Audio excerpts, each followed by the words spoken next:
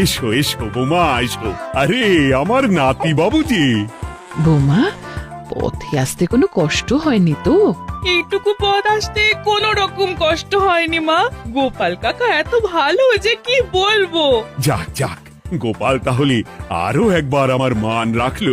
যতদিন গোপালের ধরে থাকবে তার প্রাণ, সে ততদিন মহারাজের রাখবে যে মান। হ্যাঁ মহারাজ, আমি থাকতে আপনি একদম চিন্তা করবেন না মহারাজ। বেশ বেশ বেশ। আমি তাহলে এখন আসি, কেমন? আরে আরে, কোথায় যাচ্ছ গোপাল?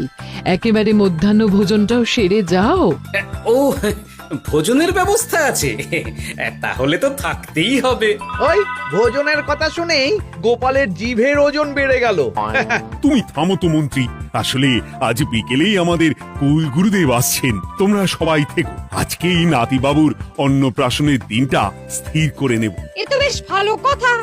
বেশ তাহলে, বেশ ভালোই হলো। রোজ বাড়িতে খেতে খেতে জিভে একেবারে চড় পড়ে গিয়েছিল। বহুদিন পরে রাজবাড়ির পোলাও কোরমা খেয়ে পেট ভরাবো।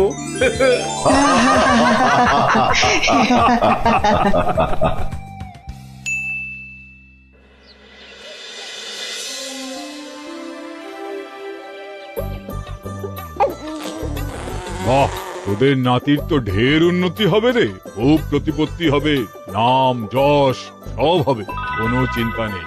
গুরুদেব, নাতির শরীর স্বাস্থ্য ভালো থাকবে তো? দেখ, এমনিতে খুব একটা কিছু অসুবিধা তো দেখছি না, তবে হ্যাঁ, সম্প্রতি একটা বড় সড়ো ঝড় বয়ে যাবে দেখা যাচ্ছে। কি সর্বনাশ গুরুদেব, এসব কি বলছেন? কথাটা কি সত্যি? আমি মিথ্যা বলি না, যা দেখলাম, ঈশ্বর আমাকে দিয়ে যা বলালেন তাই বললাম। তাহলে কি হবে গুরুদেব? এই বিপদ এড়াবার কি কোনো উপায় নেই গুরুদেব?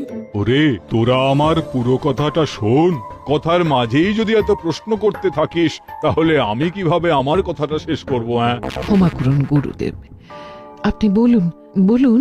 শোন, ওর কপালে ঝড় থাকলেও সে ঝড় ঠিক কেটে যাবে, চিন্তা করিস না, ভগবান আছেন, উনি বিপদ ঠিকই কাটিয়ে দেবেন। যখন বিপদ চরম সীমায় পৌঁছে যায় তখন ঈশ্বর নিজে এসে আমাদের বিপদ মুক্ত করে। সত্যি গুরুদেব, ঈশ্বর নিজে আসেন? হ্যাঁ, নিজে আসেন। জয় গুরুদেবের জয়। গুরুদেব, এইবারে তাহলে আপনি